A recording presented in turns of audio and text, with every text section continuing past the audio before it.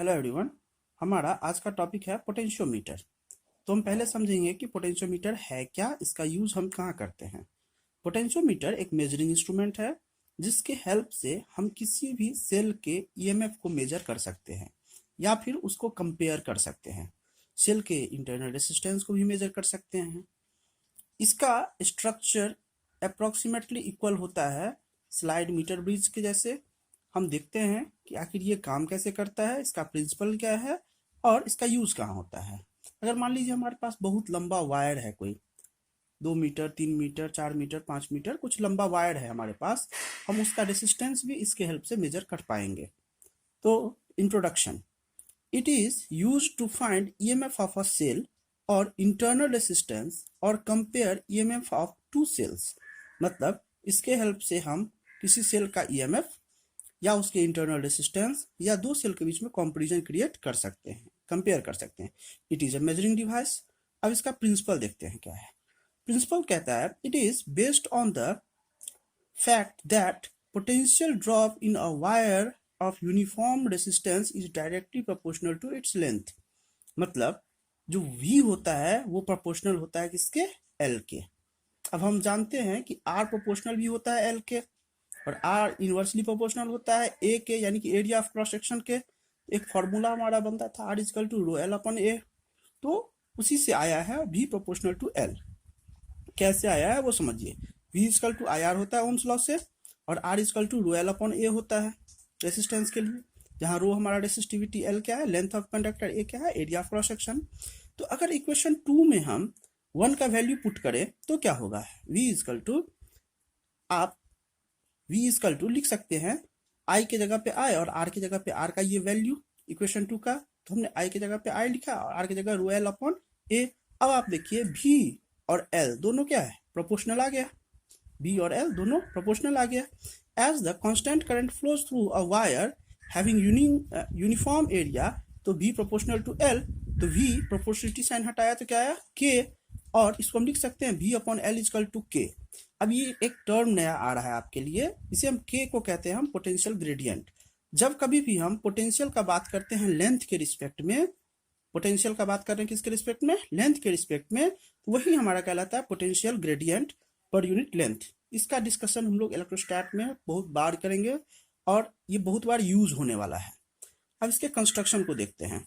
It consist of several wire of length 100 centimetre, 100 centimetre मतलब 1 metre, having uniform resistance, जिसके पास resistance क्या हो, एक जैसा हो। They are joined end to end by copper strips, और इंड टू इंड क्या हो, कॉपर स्ट्रिप से जुड़ा हो, end A and at end A and B. अब मान लीजिए एक स्ट्रिप है, 2 है, 3 है, 4 है।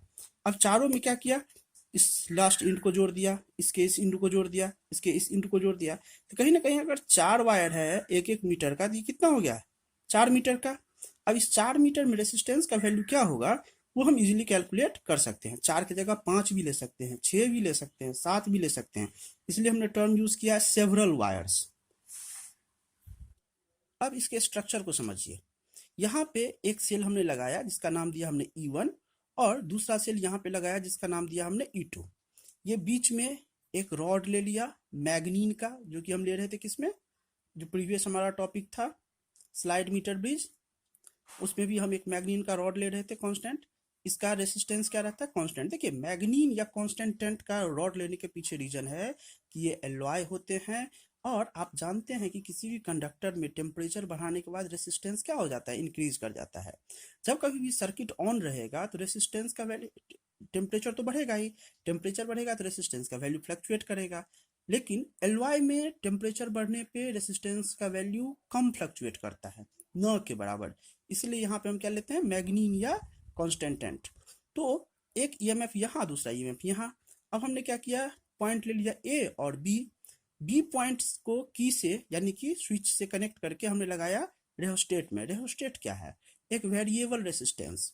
वेरिएबल रेसिस्टेंस मतलब ये नोब अगर यहाँ पे है तो रेसिस्टेंस का वैल्यू ज़्यादा, यहाँ से यहाँ अगर हम कर दिया तो कम।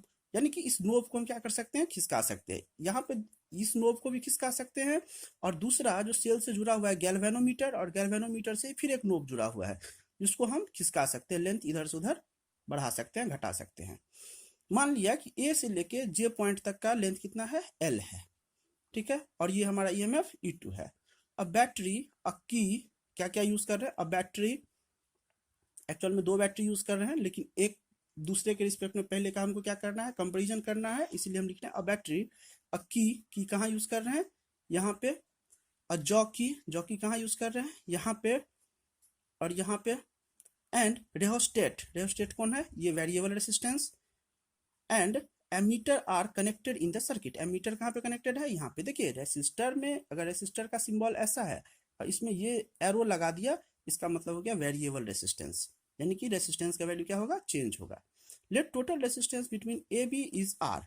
ए और बी के बीच में जो रॉड हमने यूज किया है उसका रेसिस्टेंस कितना है, आर है, and at rheostat is R naught. और यहाँ पे जो रेसिस्टेंस हम लोग यूज कर रहे हैं इसका वैल्यू कितना है, आर नॉट है। तो क्या लिख सकते हैं हम लोग, K equal to V upon L पढ़ चुके हैं, और के इजकल टू वी के जगह पे आई आर लिख सकते हैं अपॉन एल, और के इजकल टू आई आर के जगह पे देखिए E1 क्या है हमारा, ईएमएफ ऑफ बैटरी, तो K equal to E1 R upon R0 plus R into L लिख सकते हैं। देखिए यहाँ पे ज्यादा दिमाग नहीं लगाना है, आर अपॉन एल अपने जगह पे ही है। ई मतलब ईएमएफ यानी कि वोल्टेज बटा रेसिस्टेंस क्या होता है, करंट ही होता है। तो करंट को, ये जो करंट है इसको इस फॉर्म में हमने लिखा है E1 upon R0 plus R. By pressing और sliding jockey at time we get deflection 0। अब इसको हम तब तक खिसकाते रहेंगे जब तक कि गैल्वेनोमीटर में डिफ्लेक्शन का वैल्यू कितना आ जाए, 0 ना आ जाए। जानते हैं बैलेंस्ड कंडीशन के लिए क्या आता है, जी का वैल्यू 0 आता है। अगर 0 आ गया तो फिर V इजकल टू के एल, तो E1 इजकल टू के L1, V की जगह पे E1 लिख सकते हैं हम EMF के L1, और E2 इजकल टू के L2 दूसरे सेल के लिए, ये पहले सेल के लिए, ये दूसरे सेल के लिए। अब हम क्या लिख सकते हैं, E1 upon E2 is equal to L1 upon L2, के क्या हो गया, कैंसिल हो गया।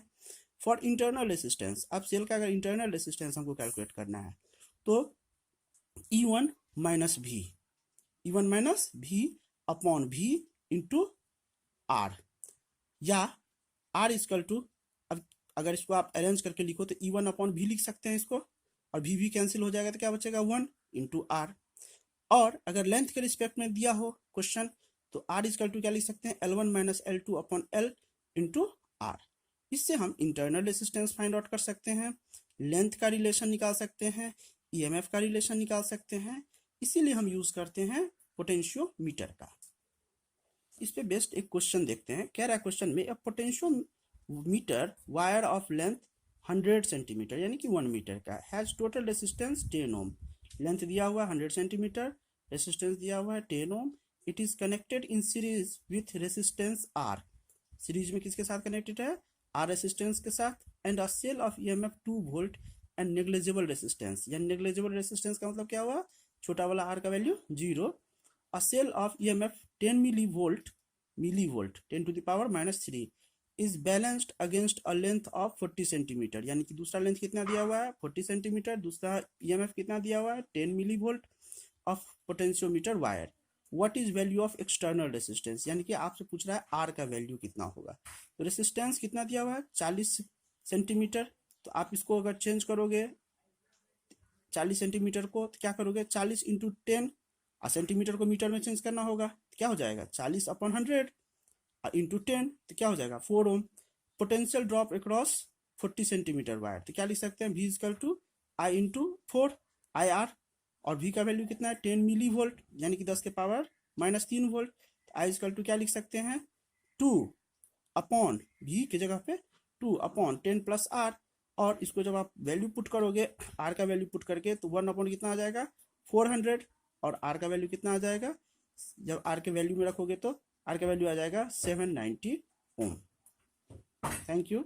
इसके साथ ही हमारा ये टॉपिक खत्म हुआ, ये हमारा चैप्टर कंप्लीट हुआ करंट इलेक्ट्रिसिटी। अब हमारा चैप्टर स्टार्ट होगा मैग्नेटिक।